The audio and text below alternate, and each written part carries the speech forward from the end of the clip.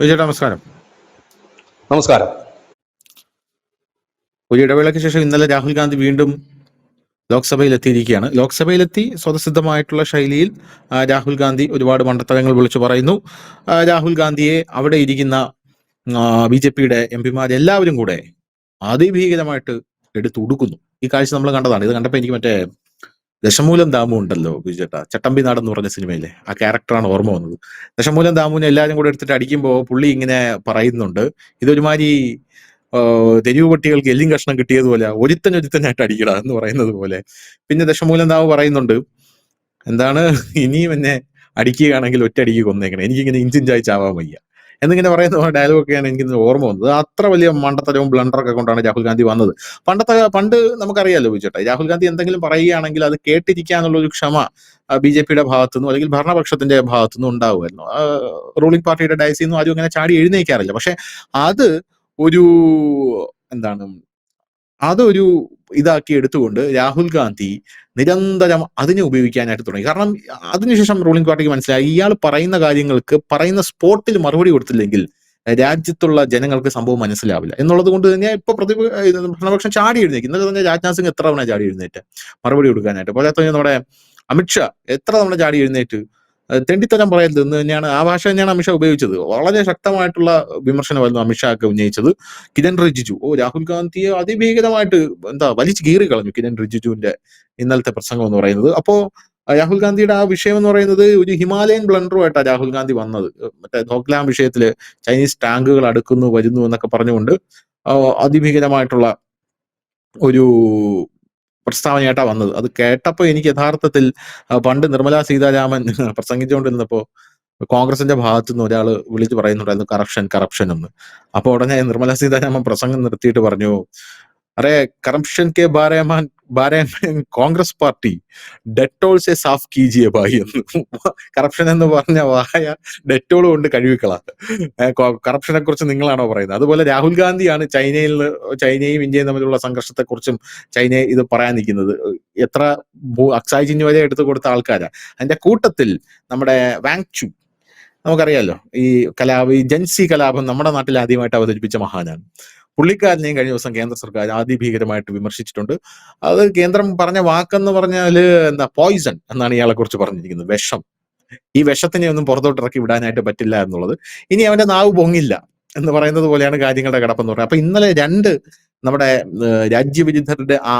രാജ്യവിരുദ്ധർ മനസ്സിൽ വെച്ച് പൂജിക്കുന്ന രണ്ട് മഹാന്മാരെ കേന്ദ്രം മൊത്തത്തിൽ തകർത്തടിച്ചു വിട്ട ഒരു ദിവസമായിരുന്നു ഇന്നലെ. നമുക്ക് രാഹുൽ ഗാന്ധിന്ന് തുടങ്ങാം. യഥാർത്ഥത്തിൽ രാഹുൽ ഗാന്ധി പറയുന്ന നരവാനയുടെ കാരവനിൽ വന്ന മാഗസിൻ, കാരവൻ മാഗസിനിൽ വന്ന ആ ഒരു ലേഖനം, അതിൽ നരവാനെ പറയുന്ന പല കാര്യങ്ങളും, നരേന്ദ്രമോദി എന്ന് പറയുന്ന ഭരണാധികാരി സൈന്യത്തിന് അനുമതി കൊടുത്തില്ല ചൈനീസ് പട്ടാളത്തെ നേരിടാൻ എന്നൊക്കെ പറഞ്ഞുകൊണ്ടാണ് അദ്ദേഹം പറയുന്നത്. അപ്പൊ ഈ ഒരു കാര്യം ഇത് കാരവാൻ മാഗസീനിൽ എങ്ങനെയാണ് വന്നത്? ഇത് നരവാന എന്തിനാണ് എഴുതുന്നത്? എന്താണ് ഇതിന്റെ പറ്റിയ മിസ്റ്ററി? അപ്പൊ ഇതൊക്കെ നമുക്കൊന്ന് അറിഞ്ഞാൽ കൊള്ളാവുന്നുണ്ട്. നമ്മുടെ രാഹുൽ ഗാന്ധിയെ കുറിച്ച് ആദ്യം തന്നെ പറയാം. അദ്ദേഹത്തിന്റെ 2 സെഷൻ, ഒന്ന് ബഡ്ജറ്റ് അവതരണ വേളയിൽ അദ്ദേഹം അവിടെ ഇരുന്ന് ഉറങ്ങുകയാണ്. നമ്മൾ എപ്പോഴും ഒരു പൊളിറ്റിക്കൽ ലീഡറുടെ 2 രീതികൾ എപ്പോഴും ശ്രദ്ധിക്കും. പെട്ടെന്ന് ജനങ്ങളുടെ കണ്ണിൽ പെടുന്ന അയാളുടെ ശരീരഭാഷ തന്നെയാണ്, ബോഡി ലാംഗ്വേജ്. നമ്മൾ നരേന്ദ്രമോദിയെ കുറിച്ച് ഒരിക്കൽ നമ്മുടെ ശ്രീമാൻ ജോൺ ബ്രിട്ടാസ് പറയുകയുണ്ടായി, അദ്ദേഹം പാർലമെന്റിലേക്ക് വരുമ്പോൾ ഒരു ചക്രവർത്തി വരുന്നത് പോലെയാണ്, അതിന്റെ ഒരു പവറാണ് നടന്നു വരുന്നതിന്. അതായത് ബോഡി ലാംഗ്വേജിന് വലിയ പവർ ഉണ്ട്. രാഹുൽ ഗാന്ധി മിക്കവാറും ഒക്കെ ജൻസി പിള്ളേരുടെ പോലും അതിനേക്കാൾ കഷ്ടമായി ചില സമയത്തൊക്കെ അംഗനവാടി പിള്ളേരുടെ പോലത്തെ ചില പെരുമാറ്റം എനിക്ക് കൊച്ചു കുഞ്ഞിനെ പോലൊക്കെ നമുക്ക് പ്രതീതി ജനിപ്പിക്കാറുണ്ട്. പക്ഷെ അതൊരു പൊളിറ്റിക്കൽ പോലെയുള്ള ഡ്രസ് ഇട്ടുകൊണ്ടാണ് രാഹുൽ ഗാന്ധി ഒന്ന് വിട്ട് കഴിഞ്ഞാൽ സ്ലിപ്പർ ഇട്ടുകൊണ്ട് വരിക, ഇങ്ങനെയൊക്കെയുള്ള ചില പരിപാടികളൊക്കെ അദ്ദേഹം ചെയ്തുകൊണ്ടിരിക്കുന്നുണ്ട്. ഈ പാർലമെന്റിൽ സ്ലിപ്പർ ഇട്ടുകൊണ്ട് വന്നൊരു വിവാദം ഉണ്ടാക്കിയായിരുന്നു.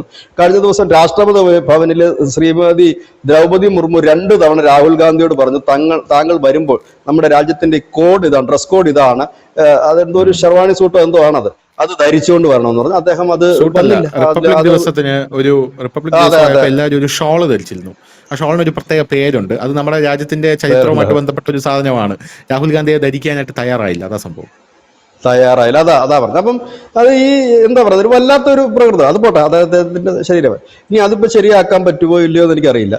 ഏതായാലും അദ്ദേഹം പലപ്പോഴും ചീറ്റിപ്പോകുന്നതിന്റെ പ്രധാനപ്പെട്ട കാര്യം എന്തെന്ന് ചോദിച്ചു കഴിഞ്ഞാൽ, അദ്ദേഹം ഈ അടിസ്ഥാനപരമായ ആരോപണം, ആരെങ്കിലും പറയുന്ന ആരോപണം കൊണ്ട് വരും. ഇന്നലെ അദ്ദേഹം ഈ സത്യത്തിൽ ഇന്നലത്തെ ചർച്ച എന്തിനു വേണ്ടി ആയിരുന്നു?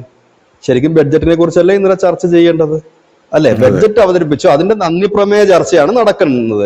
ബഡ്ജറ്റിന്റെ നന്ദി പ്രമേയ ചർച്ച നടക്കുമ്പോൾ സ്വാഭാവികമായി ശരിക്കും പറഞ്ഞാൽ അത് രാഹുൽ ഗാന്ധി മാത്രമല്ല, ഇന്നലെ BJP മെമ്പർമാരുമൊക്കെ വേറെ കാര്യങ്ങളാണ് അവർ ചർച്ച ചെയ്യുന്നത്. അപ്പൊ ശരിക്കും എന്താണ് അവിടെ ഒരു കാര്യഗൗരവത്തിൽ എടുക്കണ്ടേ? ബഡ്ജറ്റിനെ കുറിച്ചാണ്, ബഡ്ജറ്റിനെ കുറിച്ച് ഡിസ്കഷൻ നടക്കണം, അതല്ല നടന്നിരിക്കുന്നത്. ചൈനയെ കുറിച്ചാണ് ചർച്ച നടന്നത്. ഏതായാലും കാരവൻ എന്ന് പറയുന്ന ഒരു മാഗസിൻ, ആ മാഗസിനില് വന്നു, അതായത് ഈ നമ്മുടെ ശ്രീമാൻ നരവേന, അദ്ദേഹം ഇപ്പോൾ റിട്ടയർഡ് ആണ്, നരവേനയുടെ ഒരു ബുക്കുണ്ട്, ഇതുവരെ പുറത്തിറങ്ങിയിട്ടില്ല.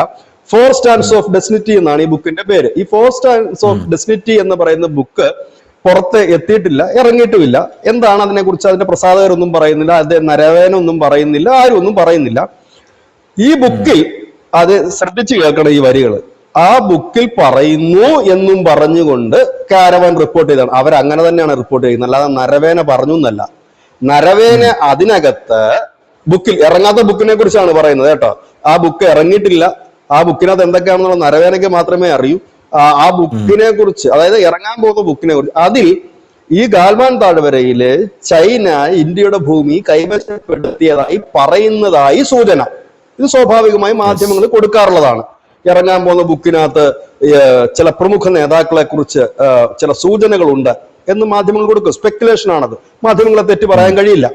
പക്ഷെ ഇത് പാർലമെന്റ് പോലൊരിടത്ത് ഉന്നയിക്കുമ്പോൾ ഇത് വേണമെങ്കിൽ നമുക്ക് രാഷ്ട്രീയ പ്രസംഗമാക്കാം. ഇപ്പൊ നമ്മുടെ ഇലക്ഷനൊക്കെ വരുമ്പോൾ നമുക്ക് രാഷ്ട്രീയ പ്രസംഗമാക്കുന്നതുകൊണ്ട് തെറ്റില്ല. പക്ഷെ പാർലമെന്റ് ഇല്ല നിയമസഭ പോലെയുള്ളിടത്ത് ഇത് അങ്ങനെ പറയാൻ പാടില്ല.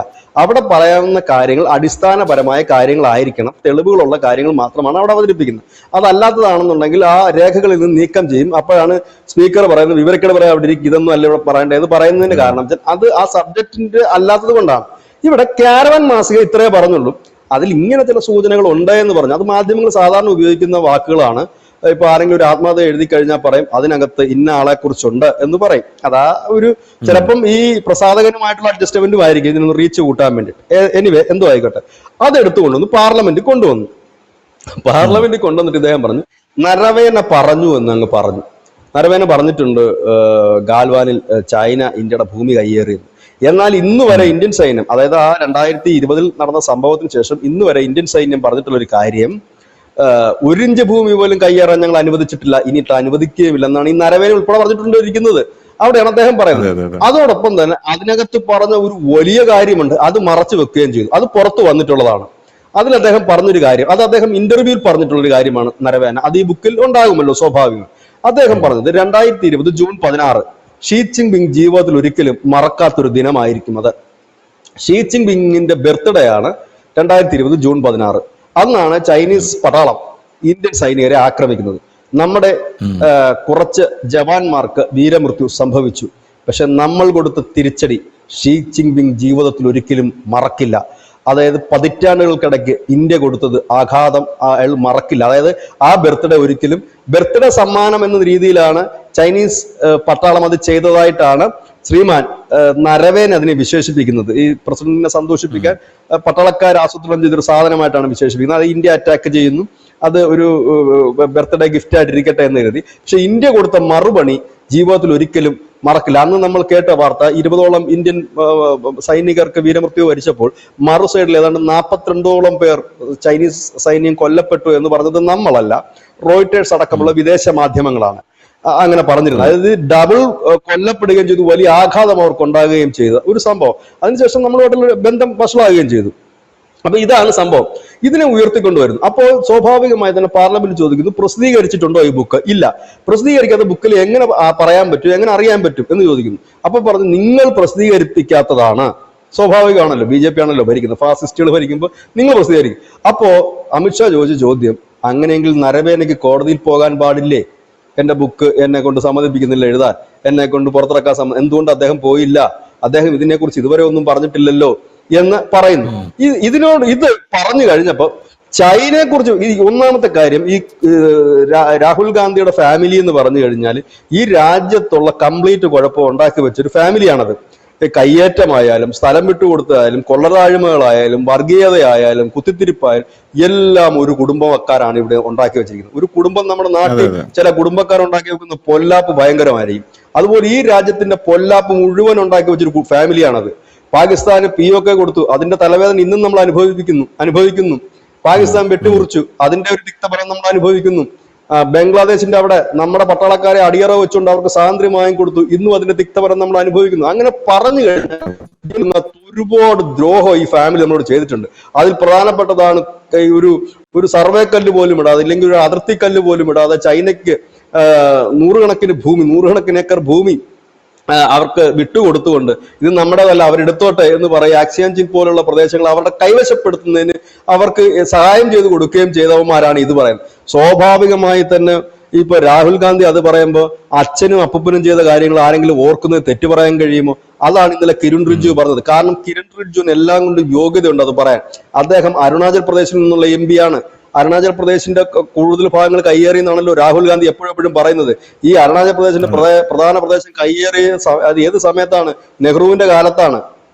അതിന്റെ തിക്തഫലം അനുഭവിച്ച് വന്ന വ്യക്തിയാണ് ഈ കിരൺ റിജ്ജു, അവരുടെ അപ്പനപ്പം കാര്യമായിട്ട്. അപ്പൊ അദ്ദേഹം അത് പറയുന്നത് യോഗ്യനല്ലേ? അദ്ദേഹത്തിന് മാത്രമേ രാഹുൽ ഗാന്ധിയുടെ അപ്പന്റെയും അച്ഛന്റെയും കഥ പറയാൻ പറ്റത്തുള്ളൂ ഈ കേസിനകത്ത്.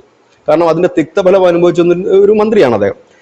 ഇനി അടുത്ത് നമുക്ക് വാങ്ചുയിലേക്ക് വരാം. ഈ വാങ്ചുയാണ് ധനുഷ് പറഞ്ഞ, എനിക്കത് വളരെ രസകരമായിട്ട് തോന്നി. ഇന്ത്യയിൽ ആദ്യമായിട്ട് ജെൻസി അവതരിപ്പിച്ച വ്യക്തിയാണ്, ജെൻസി കലാപം അവതരിപ്പിച്ച വ്യക്തിയാണ് വാങ്ചു എന്ന്. ശരിയാണ്, ഇന്ത്യയിലൊരു ഇത് അവതരണം എന്ന് തന്നെയാണല്ലോ ഇതിനെ പറയേണ്ടത്. ഓരോ രാജ്യത്തും അവതരിപ്പിച്ചു. ഇപ്പൊ ഇന്ത്യയിൽ ഇതിനെ ഇൻട്രൊഡ്യൂസ് ചെയ്തതിന്റെ ഒരു ക്രെഡിറ്റ് ശ്രീമാൻ വാങ്ചുയാണ്. അദ്ദേഹം രാവിലെ ഒരു 11 മണിയോട് തുടങ്ങിയ സംഘർഷം ഉച്ചയ്ക്ക് 3 മണിയോടുകൂടി പൂട്ടിക്കെട്ടി വാങ്ചുയി ഏതാണ്ട് ജയിലിലുമായി പിടിച്ചോണ്ട് പോയി. വാങ്ചുയിക്ക് വേണ്ടി ശബ്ദമുയർത്താൻ കേരളത്തിൽ ഉള്ള 1-2 യൂട്യൂബ് ചാനലുകൾ ഒഴിച്ച് ബാക്കി ആരും തന്നെ ഉണ്ടായിരുന്നില്ല. കോൺഗ്രസ് ഇല്ല, കമ്മ്യൂണിസ്റ്റ് ഇല്ല, വേറെ മറ്റു പാർട്ടികളൊന്നും തന്നെ ഇല്ല. ഒടുവിൽ ഇപ്പോൾ ഇന്നലെ കോടതി വീണ്ടും വാങ്ചുയിക്ക് ജാമ്യം അനുവദിക്കുന്നതിനെ കുറിച്ചുള്ള ഒരു വാദം കോടതിയിൽ നടക്കുകയുണ്ടായി. അപ്പൊ ഞാൻ ശ്രദ്ധിച്ചു, വാങ്ചുയിയുടെ ജാമ്യാപേക്ഷയുമായി എത്തിയത് ഏതെങ്കിലുമൊക്കെ സംഘടനകളോ മറ്റോ ഉണ്ടോ എന്ന്. അദ്ദേഹത്തിന്റെ ഭാര്യ മാത്രമാണ് ഉണ്ടായിരുന്നത്. ഭാര്യയെ കൂടെ ഉണ്ടല്ലോ, അത് കാരണം ഭാര്യയും കൂടെ ചേർന്നിട്ടുള്ള കൃഷിയായിരുന്നു ഇങ്ങനെ നടത്തിക്കൊണ്ടിരുന്നത് NGOയുടെ മറവിൽ. ഏതായാലും അതിന് നമ്മുടെ സോളിസിറ്റി ജനറൽ കൊടുത്ത ആ വാദങ്ങൾ മറുപടി ഏവരെയും കോരിത്തെരിപ്പിക്കുന്നതാണ്. അതായത് ഓരോ ജാമ്യത്തിനായി അവർ സമർപ്പിച്ച ഓരോ വാക്കുകളെയും ഖണ്ഡിച്ചുകൊണ്ട് അദ്ദേഹം പറഞ്ഞു, ജെൻസി കലാപം അല്ലാതെ ഇത് എന്താണ്? ഇദ്ദേഹം ഉപയോഗിച്ച വാക്കെന്താണ്? നേപ്പാൾ കണ്ടില്ലേ, പിന്നെ അറബ് വിപ്ലവം കണ്ടില്ലേ, അതിവിടെയും വരണ്ടേ? പിന്നെ ഇന്ത്യൻ റിപ്പബ്ലിക് എന്ന് പറഞ്ഞാൽ ഏത് പ്രദേശത്തിനും സ്വതന്ത്രമാകാനുള്ള അവകാശമുണ്ട്. ജെൻസികൾ സംഘടിക്കണം, നേപ്പാൾ മോഡലിൽ ഇവിടെ അരങ്ങേറണം, അറബ് വിപ്ലവം വന്ന അറബ് വസന്തം പോലെ ഇവിടെ വരണം എന്ന് പറഞ്ഞത് എന്താണ്? പിന്നെ അദ്ദേഹം ഏറ്റവും കൂടുതൽ ഉപയോഗിച്ച് ഞങ്ങളെന്നും നിങ്ങളെന്നുമാണ്. അവരെന്നാണ് ഇന്ത്യ രാജ്യത്തെ വിളിക്കുന്നത്. അവർ എന്ന് പറയുമ്പോൾ ശത്രുപക്ഷത്ത് നിൽക്കുന്നവരെയാണല്ലോ നമ്മൾ കൂടുതൽ ഉദ്ദേശിക്കുന്നത്. അങ്ങനെ എണ്ണി പറഞ്ഞത് ഇത്തരം ആളുകളെ തുറന്നു വിടാൻ കഴിയില്ല. കാരണം ഇത്തരം ആളുകളെ തുറന്നു വിട്ടാൽ അത് ഈ രാജ്യത്തെ വിഷം വമിപ്പിക്കും എന്നുള്ളതിന്റെ ഏറ്റവും വലിയ തെളിവാണ് എന്നുള്ളതാണ്. ഏതായാലും വാങ്ചു ഒരു വലിയ ഉദാഹരണം തന്നെയാണ് ഇന്ത്യയിൽ ഇനി വരും കാലങ്ങളിലുമൊക്കെ എന്തെങ്കിലുമൊക്കെ കലാപം നടത്താൻ പോകുന്നവർക്ക് എന്നുള്ളതാണ് ഏറ്റവും വലിയ രസം. അതായത് കലാപം എന്ന് തന്നെ പറയാൻ കഴിയില്ല. അത് തുടങ്ങിയപ്പോൾ നമ്മൾ ഇവിടുത്തെ മാധ്യമങ്ങൾ കാറി കൂവിയത് ജെൻസി കലാപം തുടങ്ങിയെന്നായിരുന്നു. 11 മണിക്ക് തുടങ്ങി 3 മണിയായപ്പോഴത്തേനും പൂട്ടിക്കെട്ടി ഒരെണ്ണം. ഇതിലൊക്കെ എത്രയോ അന്തസ്സാണ് നമ്മുടെ UP-ലും ബീഹാറിലും ഒക്കെ നടക്കുന്ന വർഗീയ കലാപങ്ങൾ. ദിവസങ്ങളോളം നിൽക്കാറുണ്ട്, കത്തി അമരാറുണ്ട്, അല്ലെ? അതൊക്കെ വെച്ച് നോക്കുമ്പോൾ ഇവന്മാർ സ്റ്റാൻഡേർഡ് ഉണ്ട്, ഇതിനേക്കാൾ സ്റ്റാൻഡേർഡുള്ള സാധനങ്ങളാണ് നടക്കുന്നത്. ഒന്നും വേണ്ട, നമ്മുടെ അഗ്നിപത്തിന് എതിരായിട്ട് അഗ്നിവീറിനെതിരായിട്ടൊരു 3 ദിവസം നിന്നായിരുന്നു ട്രെയിൻ കത്തിക്കലൊക്കെ ആയിട്ട്. അതൊക്കെ വെച്ച് നോക്കുമ്പോൾ കുഞ്ഞു സാധനം. കാരണം ഇതിവിടെ പട്ടാളത്തിന്റെ വണ്ടിക്ക് അവിടെ വരെ എത്താനുള്ള ടൈമിങ് മാത്രമേ എടുത്തുള്ളൂ. 2 മണിയായപ്പോ തന്നെ തീർന്നു. 3 മണിയായപ്പോ തന്നെ എല്ലാം ക്ലോസ്. വാങ്ചുയി മുങ്ങി. പോകുന്നതിന് മുമ്പ് വാങ്ചുയി പറഞ്ഞു, എല്ലാവരും സമാധാനം പാലിക്കണം, നമ്മുടെ രാജ്യം പറയുന്നത് കേൾക്കണം, നിയമം അനുശാസിക്കണം എന്ന് പറഞ്ഞ് പുള്ളി മുങ്ങി. 2 ദിവസം ഞാൻ പുള്ളിയെ പൊക്കി അകത്തെടുത്തിട്ടു. അവസാനം ഇപ്പൊ പുള്ളിയുടെ വൈഫ് മാത്രമാണ് ഉള്ളത്. ജാമ്യത്തിന് വേണ്ടിയിട്ടുള്ള ഇത് നടന്നുകൊണ്ടിരിക്കുകയാണ്. എന്നിട്ട് നമ്മുടെ സോളിസിറ്റി ജനറൽ പറഞ്ഞൊരു കാര്യം, ജാമ്യം വേണമെങ്കിൽ കോടതിക്ക് കൊടുക്കാം, പക്ഷെ ഇതൊക്കെയാണ് ഇദ്ദേഹം ചെയ്തത്. രാജ്യദ്രോഹി തന്നെയാണ്. രാജ്യത്തെ വെട്ടിമുറിക്കാനും രാജ്യത്ത് നിന്ന് ഒരു പ്രദേശം വിട്ടുപോകാൻ ആഹ്വാനം ചെയ്തു. പിന്നെ ഈ അറബ് വസന്തവും കലാപവും ഒക്കെ അതിന് ഉദാഹരണമായി എടുത്തു. അവർ നമ്മളെ പിന്തുണയ്ക്കുമെന്ന് പറഞ്ഞു. അങ്ങനെ എല്ലാ കാര്യങ്ങളും എണ്ണി പറഞ്ഞു. ഏതായാലും അത്തരം വാദങ്ങൾ കേട്ട സ്ഥിതിക്ക് കോടതി ഇനി ഇദ്ദേഹത്തിന് ജാമ്യം കൊടുക്കുമോ എന്നുള്ളത് അറിയില്ല. ഇനി ചിലപ്പോൾ മാനുഷിക പരിഗണനയുടെ പേരിൽ എന്തെങ്കിലും ജാമ്യം കിട്ടിയെങ്കിലേ ഉള്ളൂ. അതായത് അസുഖങ്ങളൊക്കെ ഉണ്ടെങ്കിൽ നമ്മളൊരു ചെറിയ ജാമ്യം കൊടുക്കുമല്ലോ അതിന് ട്രീറ്റ്മെന്റിനും മറ്റുള്ളതിനൊക്കെ വേണ്ടിയിട്ട്. അപ്പൊ അതിന് ചിലപ്പം കൊടുത്തു എന്നേ ഉള്ളൂ. ഇപ്പൊ നമ്മുടെ കൊടിസൂരിയൊക്കെ കല്യാണത്തിന് വരെ ജാമ്യം എടുക്കുന്നുണ്ട്, പോയിട്ട് പരോൾ അനുവദിക്കുന്നുണ്ട് കല്യാണത്തിന് പങ്കെടുക്കാൻ. നാളെ ഒരു പരോൾ വേണം, ഒരു റിസപ്ഷൻ ഉണ്ട്, മറ്റന്നാൾ എനിക്കൊരു 28, ഇതൊക്കെ പറഞ്ഞ് എടുക്കുന്നുണ്ട്. ബാക്കിയുള്ള സമയം പുള്ളി ഇവിടെ ചെയ്യുന്നുണ്ട്. അത് കേരളമാണ്, അവിടെ പിന്നെ എന്തും നടക്കും. നമ്മൾ കേരളം ആയതുകൊണ്ടൊന്നും പറയരുത്, ഇത് കേരളമാണ്. ഏതായാലും ഇന്നലെ രാജ്യം കണ്ട വളരെ കോരിത്തെരിപ്പിക്കുന്ന നിമിഷങ്ങളാണ്. ഒന്ന് കോടതിയിലും ഒന്ന് പാർലമെന്റിലും നമ്മൾ കണ്ടത്. രാഹുൽ ഗാന്ധി ഇനിയും കുറച്ചുകൂടെയൊക്കെ പഠിക്കുന്നതിന് വേണ്ടിയിട്ട്, ഇത് അദ്ദേഹം, ഞാൻ ഒരിക്കലും അദ്ദേഹത്തെ ചെറുതായി കാണില്ല, ഇന്ത്യയുടെ പ്രതിപക്ഷ നേതാവാണ്, അദ്ദേഹം ശക്തനാകണമെന്ന് തന്നെ ആഗ്രഹിക്കുന്ന ഒരാളാണ്. ഞാൻ തുടക്കം മുതലേ തന്നെ ആഗ്രഹിക്കുന്ന ഒരാൾ. കാരണം ഒരു ശക്തമായ പ്രതിപക്ഷം ഉണ്ടെങ്കിലേ ഭരണപക്ഷം കുറച്ചുകൂടി അഗ്രസീവായിട്ട് മുൻപോട്ട് പോകാൻ കഴിയുകയുള്ളൂ. അതുകൊണ്ട് രാഹുൽ ഗാന്ധി ശ്രദ്ധിക്കേണ്ട ഒരു കാര്യങ്ങൾ ഇനിയെങ്കിലും അവതരിപ്പിക്കുമ്പോൾ വിവരവും വിദ്യാഭ്യാസം ഉള്ളവരോട് ചോദിച്ച്, അല്ലാതെ ഈ പ്രൈവറ്റ് സെക്രട്ടറിയും ഇല്ലെങ്കിൽ ഞങ്ങളുടെ നാട്ടുകാരനൊക്കെ പറയുന്നത് അതാ പറഞ്ഞു, ഞങ്ങളുടെ നാട്ടുകാരനൊന്നും പറയാതെ കേൾക്കരുത്. പുള്ളിയൊക്കെ പറഞ്ഞത് 10-30 കൊല്ലം കേട്ടോണ്ടിരിക്കുന്ന ആൾക്കാരാണ് ഞങ്ങൾ. തള്ളയുള്ള ആ മനുഷ്യൻ ഇതുവരെ ഞങ്ങളുടെ നാട്ടിൽ ഒരു ഉപകാരം അങ്ങേരെ കൊണ്ട് ഉണ്ടായിട്ടില്ല. മന്ത്രിയായിരുന്നു, MP ആയിരുന്നു, പലതും ആയിരുന്നു. അതുകൊണ്ട് അങ്ങേരൊന്നും പറയുന്നത് കേട്ടോണ്ട് നിൽക്കരുത്. വാർ റൂമിന്റെ ആളാണ് പുള്ളി. ഒരു വാർ റൂമിൽ നിന്ന് മറ്റേ വാർ റൂമിലോട്ട് പോവുക എന്നുള്ളതല്ല വേറെ ഒരു കാര്യമില്ല. അതുകൊണ്ട് രാഹുൽ ഗാന്ധി കുറച്ചുകൂടെ അവഗാധതയോടുകൂടി നിയമങ്ങളും ഒക്കെ മനസ്സിലാക്കി കാര്യങ്ങൾ അവതരിപ്പിച്ച രാഹുൽ ഗാന്ധിക്ക് നല്ല രീതിയിൽ ഒരു പ്രതിപക്ഷ നേതാവായി വരാൻ കഴിയും.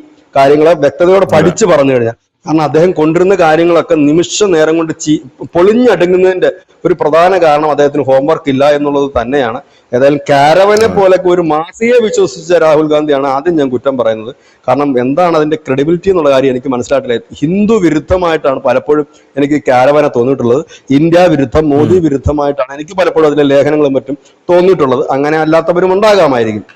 ഏതായാലും ദേശാഭിമാനി വന്നു എന്ന് പറഞ്ഞൊരു വാർത്ത പൊക്കി പിടിച്ചോണ്ട് വന്നു കഴിഞ്ഞാൽ എന്ത് ക്രെഡിബിലിറ്റി അതിനുണ്ടാകും? അത് തന്നെയാണ് ഇതിനും സംഭവിക്കുന്നത് എന്നുള്ളതേ ഉള്ളൂ. അപ്പൊ ഏതായാലും ഇന്നലെ നമ്മൾ കണ്ട വളരെ രാജ്യത്തിന് അഭിമാനകരമായ 2 മുഹൂർത്തങ്ങൾ, 2 ഇടങ്ങൾ. അത് രാജ്യം ചർച്ച ചെയ്യപ്പെടേണ്ട 2 എണ്ണമാണ്. കാരണം അതൊരു വലിയ താക്കീതാണ്. കാരണം എന്താണ്, ഇല്ലാത്ത കാര്യങ്ങൾ പറയുമ്പോൾ ആ ഉള്ള സത്യം ജനം അറിഞ്ഞു. ഏതായാലും ഞാനീ പറഞ്ഞ ജൂൺ 16 കഥ പ്രേക്ഷകർക്കൊന്നും ഓർമ്മ ഇല്ലെങ്കിൽ ഓർത്ത് കാണില്ല ആരും, ഇല്ലെങ്കിൽ ആർക്കും അറിയില്ലായിരുന്നു. 2020 ജൂൺ 16 ഷീ ജിൻപിങ്ങിന് ഇന്ത്യ കൊടുത്ത ബർത്ത്ഡേ സമ്മാനം എന്താണെന്നുള്ളതും നരവാനെ പറഞ്ഞത് നമ്മൾ ഇന്നലെ അറിഞ്ഞു. അതിനും രാഹുൽ ഗാന്ധിയോട് നന്ദി. വാങ്ചുയി ഇനി ഉണ്ടാകാതിരിക്കട്ടെ. എന്തായാലും ഒരു വാങ്ചുയി കൊണ്ട് തന്നെ എല്ലാം തീരും. ഞാൻ എന്താണ് ഇന്ത്യയിലെ ആദ്യത്തെ എന്ത് കലാപം, ജൻസി കലാപത്തിന്റെ ഉപജ്ഞാതാവായിട്ടുള്ള വാങ്ചുയി ഇപ്പോഴും അകത്ത് തന്നെയാണ്.